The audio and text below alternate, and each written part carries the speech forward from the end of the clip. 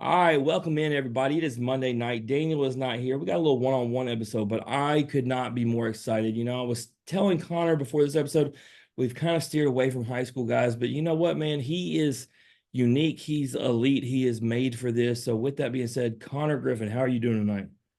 I'm doing great. I appreciate you having me on. I'm, excited to kind of tell my story and just chat a little bit. Absolutely. Well, before we get started, we break the ice, but I wanted to hit you. This is the first time I've done this, man. I wanted to do it. Did you know? You might find it interesting. You may know it already. Ronel Blanco, man, didn't start pitching until he was 18 years old. Now 22 years old, working at a car wash. He signed with the Astros for $5,000. Now he has thrown the 17th no-hitter in Mets history. There's your did you know. This guy didn't even start pitching at 18, working at a car wash, just throwing no-no last week. Don't ever tell you can't do something, right? That is unreal. I hope they pay him though, because I just said he signed.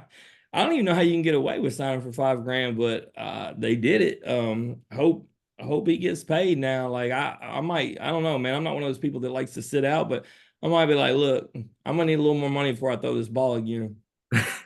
That's what you call putting the money on yourself, betting on yourself, and just going to work. Those Absolutely.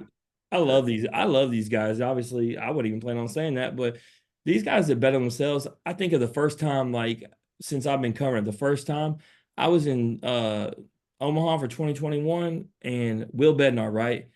He could have gone third round year before, chose to come back to Mississippi State, made that run, got the most outstanding player, ended up going 14th overall to the Giants. Betting on himself, got a national championship and got paid. Like it don't always work out, but he believed in himself. Most people should.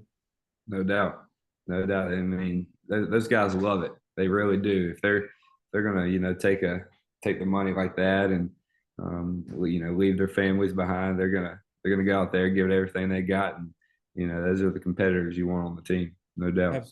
Absolutely. So, I was at the Lewisburg game, and I got to start the icebreaker with this because I was requested by Ed Easley to do this. He said, look, I saw him. I told him I was going to be interviewing you, and he said that you played one tournament for him, 14U. And he said, y'all won it all. You were the best player in the tournament. And he said, tell him what could have been if he played for me. And I said, Ed, he's the number one rated high school player in the country. He said, still tell him he could have been better. So you got any words for Ed, since he's a little heartbroken that you didn't keep playing for him? I got nothing but respect for Coach Ed. That was a really fun tournament that I got to play in. I remember exactly where it was. It was at the Hoover Met, that complex. So we had a good team, had a lot of good buddies on that team. So just thankful he let me continue my journey, and part of it was playing under him. So that was super awesome. And I haven't talked to him in a while, so I hope he's doing good. Yeah, I'll let him know, but really he should be the one thankful. Hey, one tournament that he wasn't supposed to have you, right? So like it all works out. But before we get into all baseball, before we get into story, like I said, breaking the ice, let's talk music for a second. If you could go see any musician anywhere, who are you going to see? Where are you going to see him? Man, I'm a country guy, so I'm gonna go with Morgan Wallen. I'm actually gonna go see him down in Oxford this weekend. So That's risky. uh, Look, it is. fun story for you. That concert that he canceled on was right after LSU Ole Miss. Travinsky hit the 3-run bomb to win the game. I was leaving there. I saw all the people lined up. Thank God I was going to baseball, not the concert, because then I saw all the stuff on social media afterward, and I was like, man, because I seen people, they were dressed up nice. The line was long. He better make up for that because those people in Oxford, they got every right to be mad. Yeah, yeah, no doubt. I remember hearing about that, and just hope he got in a little trouble here recently. So I hope he gets out of all that and is able to perform because I'm looking forward to it. Yeah, no, look, I'll tell you, man, 4 out of every 5 athletes that come on here say that's who they'd go see. So, it doesn't matter, I'm not the biggest country fan. It doesn't matter that he's not necessarily my favorite. If 4 out of every 5 athletes comes on here and tells me he's the one, man, he's doing it big. Like, I mean, everybody wants to go see him. So hopefully you get to go see him. If it's not in Oxford this upcoming week, somewhere along the line, hey, he needs to know who you are. He needs to be out there with the Konnor Griffin jersey. I'm just saying. I'd love to meet him. That'd be awesome. All right. So sticking to the theme of going anywhere, seeing someone, if you could see any player or any team and you could see them anywhere, who are you going to see? Where are you going to see them? Man, I'm gonna say I'm gonna go down to Atlanta, watch Acuna play. I love watching Ronald. You know, he just plays with a lot of energy. You know, he's always, getting the crowd into the game. I've seen him play once or twice, but man, I just want to go back and watch him because I watched him play against the Dodgers in like a game six, like right before the World Series, and he just tearing it up like he always does, and just super cool players. You know, he plays the game the right way, plays with a lot of energy. So Absolutely. That Braves team is stacked. Unfortunately, when I went to see them play, he was in 2022. I was actually in Atlanta with Dylan DeLucia doing a thing with him because he's the most outstanding player of the College World Series. And me and him went to the game, and Acuna was hurt, but yeah. it got even worse. So my boy is Austin Riley. He says, "I'll meet you after the game." Well, Austin decides he's going to hit a walk-off bomb. Austin had to go to the podium. I'm sitting there waiting for like 30 minutes, and I'm like, we ain't gonna see Austin. He Uh-uh. called me like 3 hours later, so I was busy. I was like, I imagine so. Like so that's the Yeah, bad thing. I got to see the bomb, but I didn't get to see my boy. I didn't even see him till we did a charity thing in Christmas. But that Atlanta team, I hate that they lost Strider. I'm sure because you're a Cunha guy, you root for them. Usually when you root for a guy, you root for a team. It was really surprising the way the Phillies were able to handle them last year, but I think they're going to redeem themselves this year. I think with the loss of Strider, you know how Major League Baseball works. They're going to go out and get somebody to fill that role. When you got a team like that, you're willing to spend the money because you know you're a championship contender. yeah, no doubt. And I feel like they're clicking on all cylinders already early on, so it's gonna be fun to keep up with them and just watch, especially guys like Austin Riley being here from Mississippi. So it's cool to see him representing Mississippi. Just Absolutely. same way I'm So, trying. so yeah. So speaking of Mississippi, man, let's get into it. Where in Mississippi are you from exactly? I'm from Florence, Mississippi, a little outside of Jackson. It's out in the country, so I'm a little away from the city. Is it one of those things that you like? Like some people, man, they're very content with being away from everything. Do you like that life? Yeah, I do. I do. I like the peace and quiet. I like to get out and go fishing, just do some stuff like that, especially to get my mind off baseball. There's a lot of my life consists of playing this sport, and I just like to get away from everybody sometimes and just go do my own thing because I'm a human outside of playing baseball as well. So I like to do what sometimes normal humans do. Yeah, the irony of you bringing that up and us talking about Austin, that was why he said he wanted to stay in Atlanta. He said he's got three different places he can go hunt in 2 hours from Atlanta. If he goes to the Yankees or the Dodgers, that ain't the case. Yeah, That's not the kind of guy he is. Money obviously talks, but man, when you're talking to a country boy, same as you, you want to be able to where you can go do your thing, hunting, fishing. Like you said, he does the same thing. He'll go decompress, and it's amazing what going and sitting in a stand and killing something can do, man. It's that therapy. yeah, no doubt, no doubt. I don't get into hunting too much. I'm more a fishing guy, but that's same thing. Just going out there, throwing a line in the water, and just kind of not listening to anything, just hearing the nature. It's just peaceful, and I find it good for me here and there just to get my mind off of baseball for sure. Let me ask you, I went fishing last week, my first time this season, and I caught a 6 pound bass off the rip, but then I didn't catch nothing for the remaining 3 hours.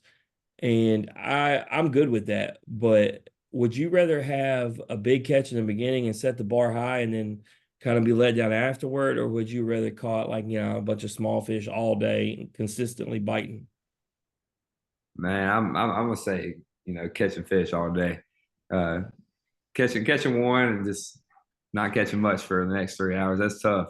Well, I That's got to tough. tell you that lake, it's by my old house. That's as big as you're ever going to catch there. So that was the reason I was content with it because I'd been fishing there for the 3 years I lived in the area, and that's the biggest I caught. So I was like, I sent it Yep. to my wife. I mean, like I said, I'd been out there for 10 minutes. I sent it to her. She's like, "You just catch that?" I was like, "Yeah." And then when I got home, she said, "You catch anything else?" I was like, "No."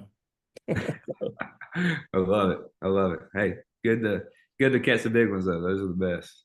Absolutely. So let's talk about family. Mom, dad, brothers, sisters. What we got in the house?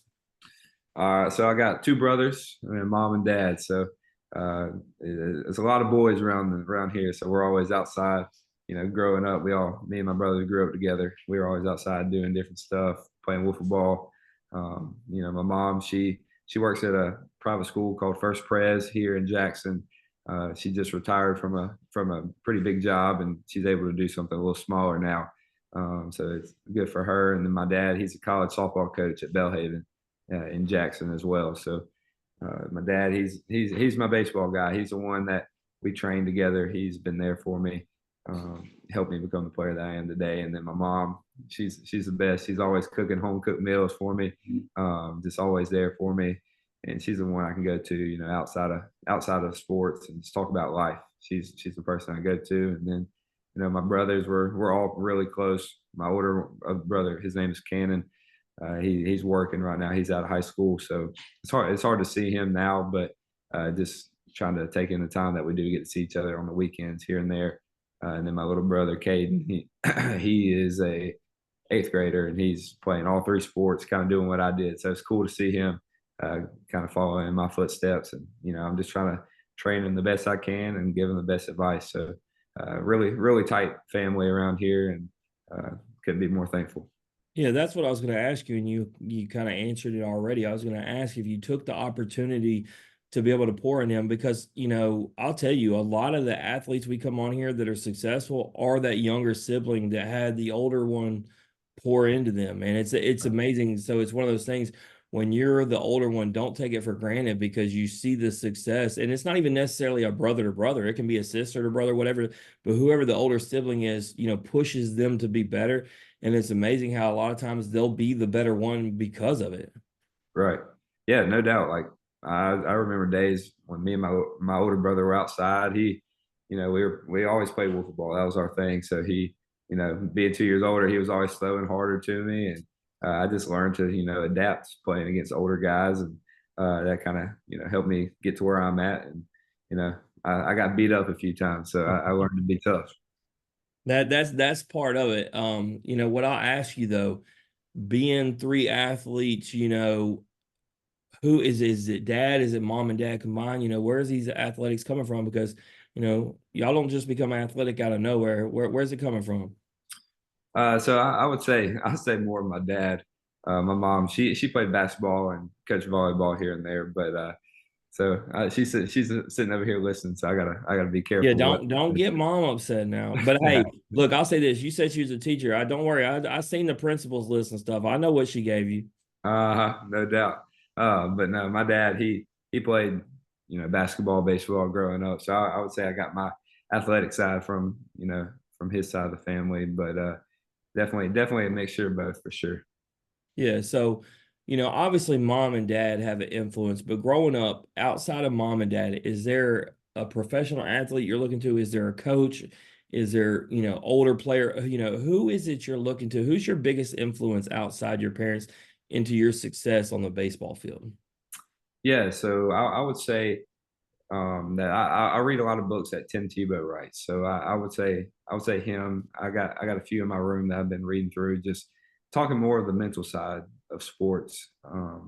I really focus on that a lot because this day and age, there's a lot of stuff that goes on that's being said on social media, things like that. Just learn how to deal with it, and the most important thing, give all the glory to God, and that's what I've learned through Tim Tebow, and he's just such great at using his platform, and I'm just trying to do the same thing because I'm a big Christian, and that's my goal is just to use my platform for the right ways and make a positive impact on the world.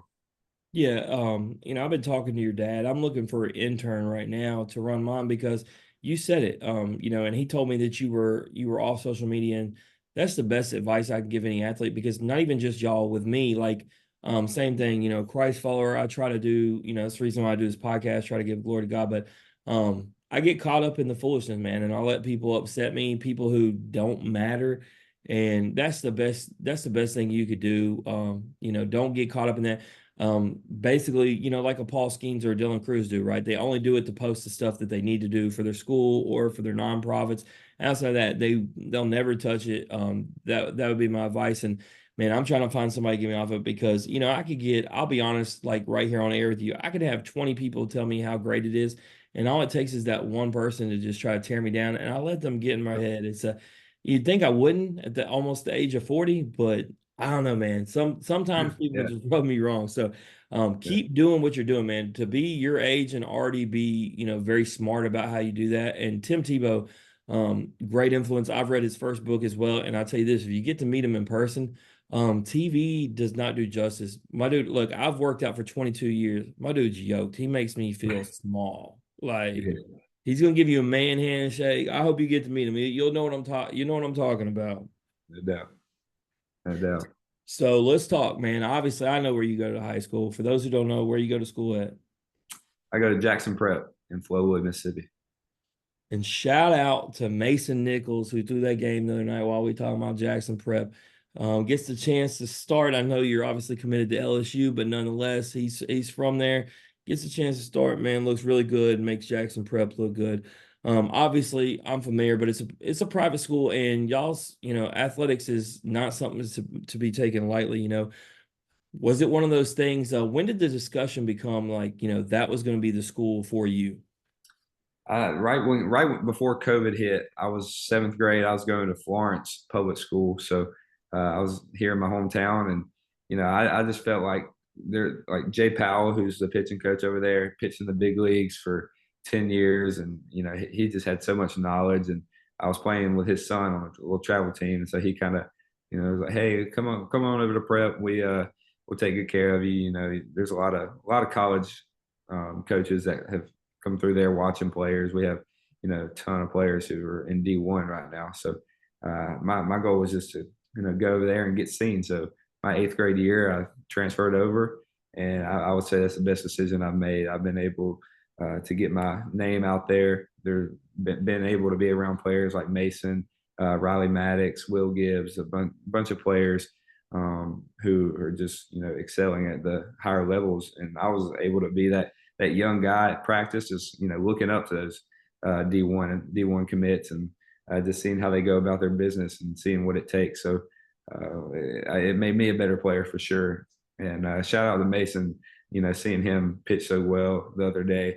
He was really the one that took me under his wing. I was just an eighth grader and he was a senior. He didn't have to talk to me at all. I was just kind of there, but he made sure he took me under his wing and made sure I felt comfortable out there and was enjoying it. So shout out to him for sure. Yeah, I said something to him, and hopefully he doesn't take it lightly. I actually said something to Hudson White from Arkansas a few weeks ago. As many college games as I go to, very rarely will you hear a Christian song for the walk-up song. And he was out there warming up. And so I told him after the game, I said, man, big props. And I said, it seems like it's an easy thing to do, but if it was, why do 99% don't? Right.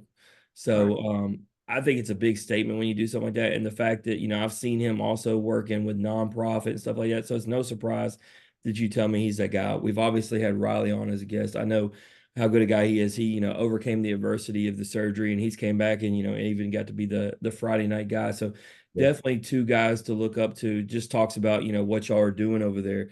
One of the things I want to talk about before I get into position and actual play on the field, specifically, you talk about looking up to guys, you reclassified, what's that like? We've only talked to about two different guys that have done that. What's that like when you skip over a grade and high school moves very fast. Yeah. Yeah, no doubt. So I made that decision the end of my freshman year in high school. So I got with my family. We kind of talked about doing it, and luckily prep was really good and able to do that. So I started taking 10th grade classes that summer. So I was traveling around playing travel ball, and trying to do my online classes. So it was a tough summer, but it was something I needed to do. It was going to help me start taking my college visits earlier, things like that. So I started doing it, and then ever since then, I've been, like last year, I was doubling up English classes. This year, I got 2 science classes, so it's been a lot of And school. that's And where mom comes in right yeah, there. that's right, no doubt. But prep's a hard school, and the main thing is prep is getting us prepared for college, and so I'm taking tough classes, but I think that really just kind of shows my maturity, and just shows that I'm able to handle a lot of things outside of just playing baseball. There's a lot more that comes with it than just being an athlete. So I feel like I've handled it well, and it's put me in a great spot. I've been able to play against a lot of really good players that a year or 2 years older than me, and I think it's made me a better player and helped me become the player that I am today. Yeah, absolutely, man. Just talking to you, obviously, seeing what you've done academically, see what you're doing on the field, the decisions with social media, your parents, and coaches and everybody else who's invested in you. Like you said, man, mature at a young age, it's not something that everybody does and sets you up for a great future. But on the field, man, I was looking at this and, we have two-way players all the time, but not two-way player. Like the last guy I can think of, bringing him up again was when Austin Riley was doing it at DeSoto Central. But, pitching .31 ERA, 77 Ks, you're batting 543, 7 home runs, 59 runs. And the biggest kicker, when you talk about a five-tool guy, like you have to look at this stat like 5 times and make sure your eyes aren't blurry. 65 stolen bases. Like, where to even begin because you're doing it all. But let's start on the mound. Talk to me when you talk about going into the future. We see guys like I think about a Skeens, right? And not always do you get the option to do both. Do you feel like the mound is where you're comfortable, or is it more of being a position player? I would say definitely being a position player. Right now, I'm kind of just I'm pitching. I've learned a lot from Coach Powell at Prep, but I would say center field, shortstop. I feel more comfortable there. But right now in high school, I just got on the mound, and I love feeling like I'm controlling the game. And I've had a really good year on the mound, and got a big game tomorrow night, so I'll be on the mound tomorrow. But I've really enjoyed it. I feel like I've had a lot of success, and I really think it just comes down to my arm strength. I feel like I've just like had a good velo all year, and I've had it for a few years now, so it always helps to throw in the mid 90s and have a slider off of it. So it's been fun, and at LSU I may continue to do that. I've talked with Coach Johnson about two way in there and just seeing how it goes because I know it's going to be a big workload, but I think I can handle it. Yeah, no, it's something I'm not gonna get deep into, but it's something I'd like to see him do. I'm real close with Jake Brown, and I would like to see Jake get the opportunity to pitch. He's only just had him hit. Obviously with Skeens, he told him he was just gonna pitch. I'd like to see him open up to that, but I'm not gonna pretend that I know how to coach better than a guy who just won a national championship. Right. So, but as far as you talking about shortstop and outfield, I think about the episode I had with Vance Honeycutt and what a lot of people don't know, you may not even know. He went there as a shortstop and then said in the fall he just wasn't cutting it. So coach threw him out to center field. Well, as you know, he ends up being the defensive player of the year because he's an elite athlete. He's out there doing everything. And I say that because I picture that to be you, right? Like if, obviously you're gonna try shortstop, but if it doesn't work, you'll be an elite outfielder. No matter what, you're gonna be elite defensively somewhere on the field. And that's the beauty of being a guy with your you know, defensive prowess. So, but do you like shortstop better overall? Is that where you'd prefer to be? I would say center field. I kind of prefer Yeah. center. But I've played shortstop the last 3 years at prep, and I've really enjoyed it. I feel when people ask, I tell them I feel more comfortable or just as same comfortable at short and center field. So I mean, it's pretty equal, and I feel more than comfortable doing either one. Yeah, no.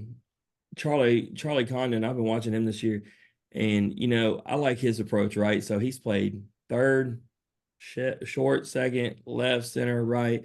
I went to stumble one and say he's played everything, right? And he's like, I'll play wherever coach puts me, right? And I feel like you're that kind of guy, right? Obviously, you're elite and you're going to be one or the other, but I feel like you're the kind of guy.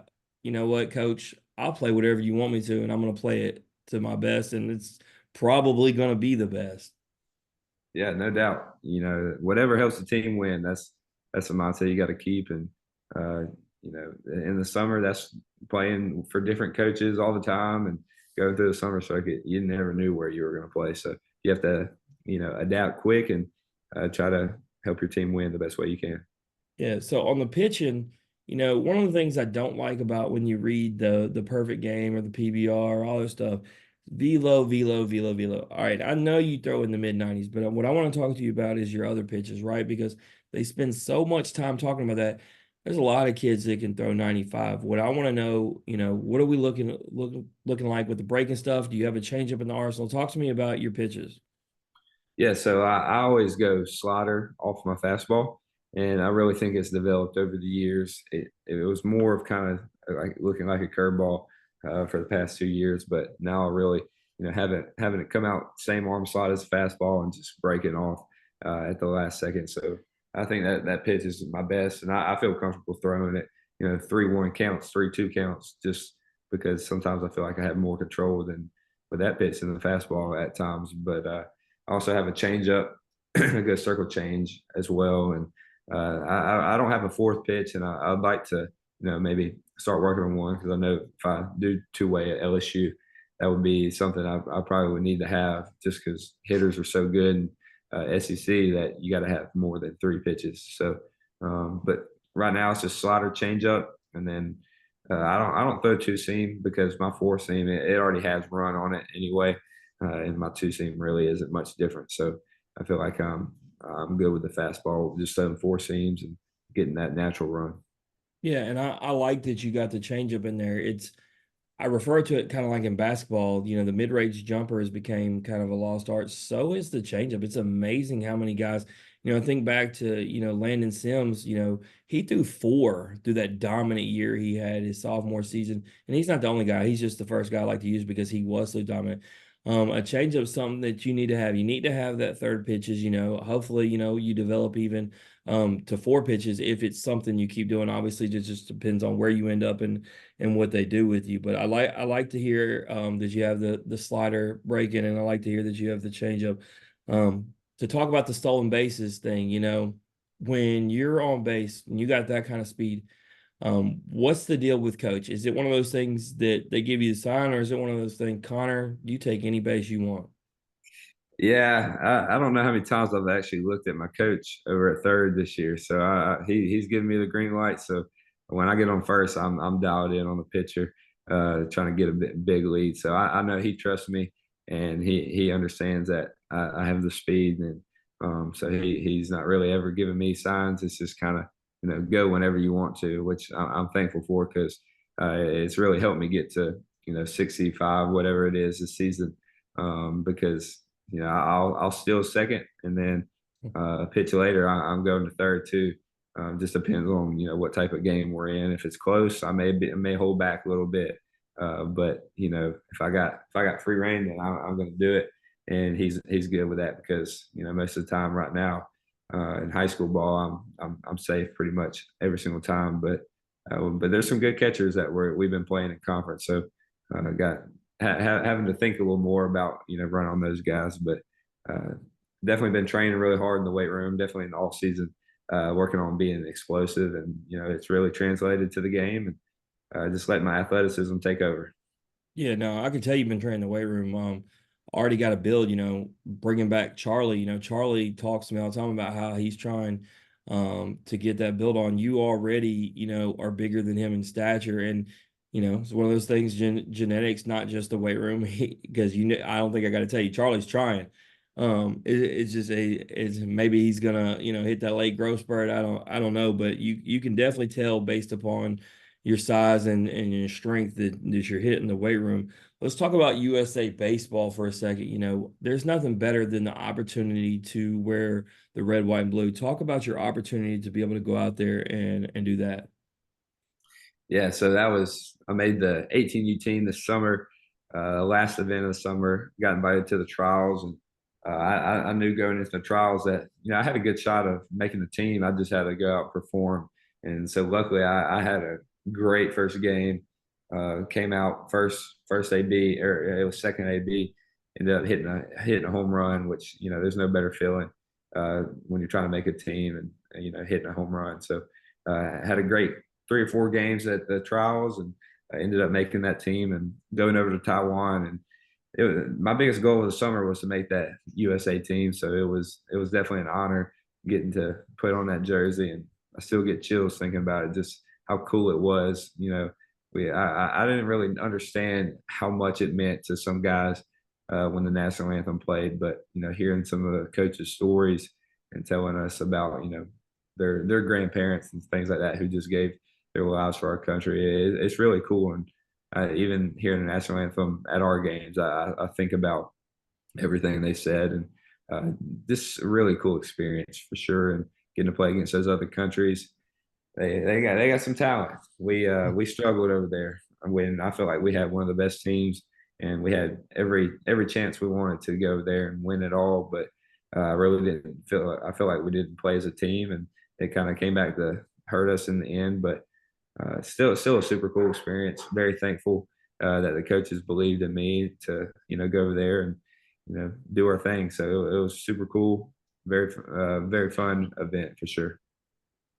Yeah, no, I mean, like you said, you looked at it from the patriotic aspect, but also from the competitive standpoint, and it's not even just who you're playing against, it's who you're playing with, right? And I always find it cool because it's going to be guys that you will be playing against here soon, right? And so you're playing with the best of the best, kind of getting to know them. And baseball is a brotherhood, and it's amazing how many guys are friends because of not just travel ball, but Team USA opportunity, and then you get to play each other down the road, and it makes it more fun when you play against guys, because even though it gets heated in the moment, at the end of the day, they're your boys, and then you got bragging rights. Like, you know what, we got the best of you this weekend. So I asked that to say, is there a couple guys that if you do happen to go to LSU, is there a couple guys that maybe are committed around the SEC that you maybe made friends with that you're going to get to play against? Yeah, for sure. I met a ton of guys, a lot of great people, a lot of great athletes. One of my buddies who actually made the USA team with me, Manny Marin, who was our shortstop, he's going to Tennessee, so it'll be fun to see how he does there, and it'd be fun to compete against him because he was great for us on Team USA. And another guy who I played against all summer. But luckily, we're going to LSU together. Derek Curiel, man, that was so fun playing outfield with him at Team USA, and we just kept saying, man, this could be us again here in this next year at LSU playing together. So that would be super cool. He's a great kid and plays the game really hard. So those are my two buddies that I hung out with pretty much the whole summer. So it was fun doing that with them. Yeah, so you bring up LSU, being a guy from Mississippi, was it always LSU, or was there a thought, I mean, especially, Mississippi State, obviously a legendary program, they win a national championship, Ole Miss. Is there any thoughts about the Mississippi schools, or is, LSU, was it the place for you from the beginning? Yeah, I got a lot of love for Ole Miss, Mississippi State. I grew up Ole Miss fan. I played many tournaments down in Oxford, and that's where I thought I would go for the longest. And then the recruiting process started, and just kind of met Jay Johnson, and he was just a great recruiter. He was always calling me, sending me handwritten letters. We would even get on a Zoom, and he would break down swings from the summer, and I was just like, man, if he's doing this already, and I haven't even committed, like I could only see the development that would happen, being down at LSU, and just being around him every day. I mean, he's a winner, and I feel like he's the best college coach there is. So it kind of, led me away from Ole Miss State, even though I love those coaches. They were great to talk to. I took my visits there and just had an unbelievable time. And it was definitely hard. There's a lot of people down here in Mississippi that, you know, were mad, but hey, I got to do whatever's best for I me. And saw it happen. I saw it happen with Brady Tigert. But what's funny is at least you had the offers. Brady Tigert goes and dominates the Arkansas. Ole Miss and Mississippi State fans are mad. What they don't know is Ole Miss was actually where he said it in his episode. Ole Miss is where he wanted to go. They didn't offer him. That yeah, they missed on that one. yep, it happens, man. But yeah, like I said, just super thankful those schools even reached out. Yeah, and I mean, it wouldn't matter if the other two you would have been one you picked. I mean, that's three winning programs, but LSU obviously is the standard. Not just saying that because I'm a fan. Obviously, you know that, and you know what Jay is doing there. Want to talk to the about the guy that was there last year. You know, I could be completely wrong, but I'm probably sure that you've talked to Dylan Cruz at some point. You know, and talked to him about his time there and he's been able to reflect to you as you make your future decisions. Is that a safe assumption? Oh yeah, for sure. And I've talked to him, and then probably talked to his dad more. I saw his dad a lot at the games while Dylan was playing, but his dad kind of just was like, man, Dylan turned down stuff out of high school to come to LSU, and I mean, it was the best decision he ever made. So it's definitely cool to hear that, and it makes me feel comfortable. Like, hey, whether it's LSU or the draft, I have two great opportunities in front of me, and I'm just it's LSU right now because that's the only thing guaranteed, and I'm Mhm. just thankful to have that coaching staff believe in me for sure. Yeah, no, really good friends with George, hanging out with him all the time. But when we had Dylan on our freshman year, it's crazy. He had just won, freshman of the year. All he could talk about was what he needed to do to improve. But going back to the high school when he was your age, his thought process was he'd said on here, I could have gone pro, but I felt like personally I needed to improve. And he said, I don't feel like there's anywhere I could have done that other than the SEC and at LSU, and you look at what he did, and obviously you don't know what the future holds, but a guy like that with his talent and he sets the standard, right? Not only does he wins freshman of the year, wins SEC player of the year, wins Golden Spikes, wins national championship, and then still goes second overall. So it definitely makes a guy like you think, it used to be a day and age, and of course pre-NIL, right? We know that we don't have to talk about that. We know the NIL opportunities out there, but it's a different day now, man. It's opportunities. Like you said, you have a win-win decision ahead of you. It's going to be it's going to be maybe the hardest decision in your life, but no matter what, you have a winning decision, and it's going to be cool because if you do step on campus, man, you won't be let down by LSU. I'm excited if you do, and if you go in the draft, I'll be a fan one way or the other. But I will say this, or will ask this as the last question. When it comes to the draft stuff, are there things that you're already doing to prepare, if that is the possibility? Obviously there's all the things you got to do to be ready for, all the draft workouts and everything. Are those things that are in your mind, or are you just focused on Jackson prep right now and that'll come when it comes? Definitely just worried about finishing my high school season and trying to win a state championship. There's a lot of things that go on, and just glad to have great parents who can handle that right now while I'm just trying to do my thing and help my team win. Because if I start worrying about all that, then my mind's gonna be somewhere else, and I don't think that's fair to my team. Like I'm locked in with my team right now, and we got playoffs here in about 2 weeks, so it's time to stay focused on that. And then whatever happens, like I said, it's going to be a great opportunity here in a few months. But like I said, I'm just trying to enjoy my senior season. Don't have much time left, so I'm just thankful to being able to do it one more time with my boys.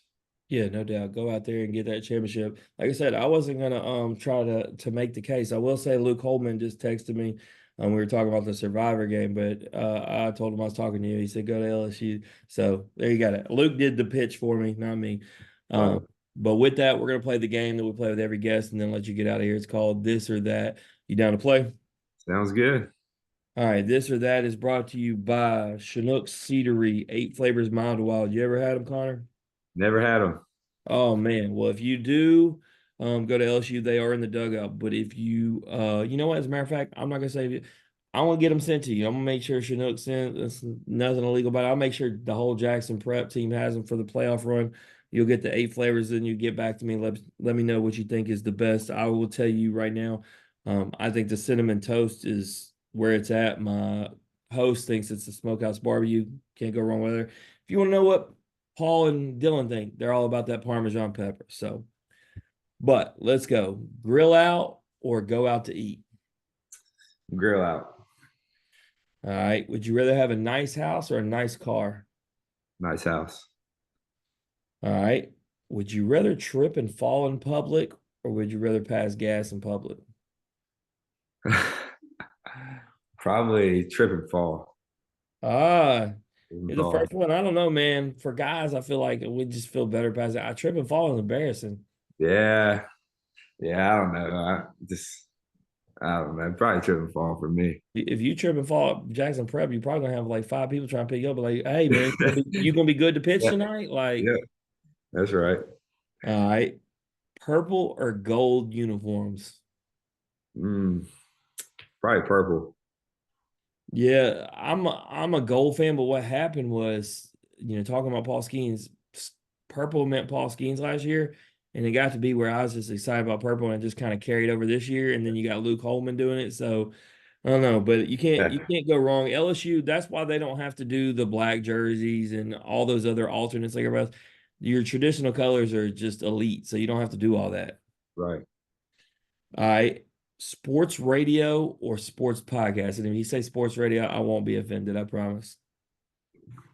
I'm gonna go with sports radio. Just I don't listen to a whole lot of podcasts, so Neither do I. That's why you weren't going to offend me.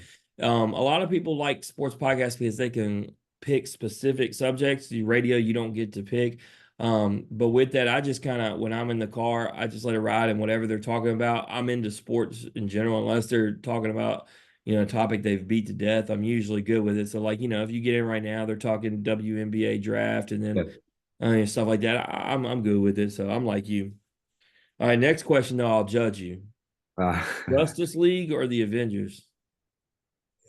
God, see, this is not something I'd watch or either of that. So I'm It's gonna go. basically look, it's basically this. We formed it like this because we used to have Batman or Superman. Well, they're both on the same, and everybody always said Batman. So basically, the Avengers are way cooler, but everybody loves Batman. So I'm basically putting it to you: you want Batman and Superman, or do you want all the Avengers?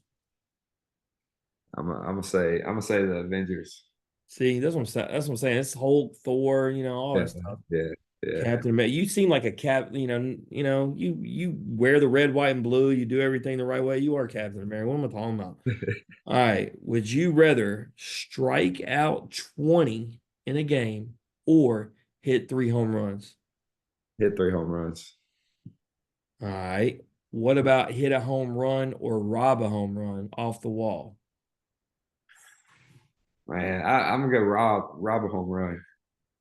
There's something, I referenced Van Honeycutt.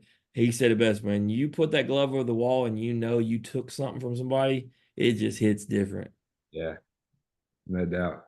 All right. You may not watch either of these, and if you don't, that's fine. We only asked this question because we got a guest on both. Would you rather play on Survivor or play on Big Brother? Probably Survivor. Yeah, I wouldn't be good at either because I don't do like the big spiders and snakes, Uh, and I wouldn't do Big Brother because people lying to my face would I'd try to fight everybody. So yeah, yeah, no, couldn't do either. But hey, we got one right now. Q Quintavious Burdett, Ole Miss superstar. He's a guest. He's also my realtor. Actually, he's the number one realtor in Mississippi. If you didn't know that, he's on there. Maybe he wins $1 million. He's doing well right now. But speaking of money, last question of the night. I'll let you get out of here. Would you rather have $10 million cash? I bring you a briefcase, $10 million cash, or let's assume you go to LSU. Would you rather win a national championship? gonna have to go with a national championship. Can't beat it. See, normally I would try to convince guys the other way, but I'm gonna be honest with you. Paul Skeens came on here after he had been drafted number one and got $10 million and said that he would give that back and keep his national championship and all the memories came with it. And if Paul's gonna look me in the face and say that, what can I really say? Because this is the only guy I've asked the question to that had both. So Right. I'm with you, man. And it's more than what people don't understand. It's not the hardware, right? It's everything comes with it. You start in the summer, right? And you grind through the fall, and it's a whole year round thing with your boys, your coaches, your parents, everything. It's more than just that ring or that trophy at the end, and it's solidification that you put in the work and your team did what they needed to do. No doubt. It's definitely a journey for sure.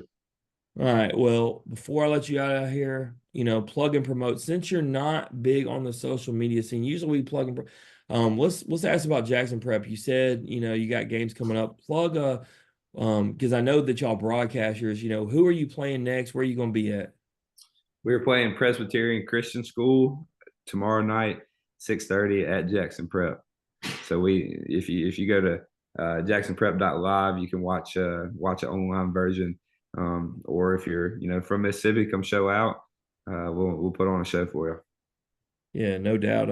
I used to do the same thing if I couldn't make to the DC or Lewisburg games to watch those guys. Mississippi's very good about broadcasting. The talent's elite, and so with that, man, wish you nothing but the best of luck. Is you go forward, go to win that state championship, and then, like I said, we'll see what happens. Come draft day, all that stuff. But like I said, man, you're going to be winning, and the biggest thing is you talked about it, right? It's your faith. Don't want to gloss over that.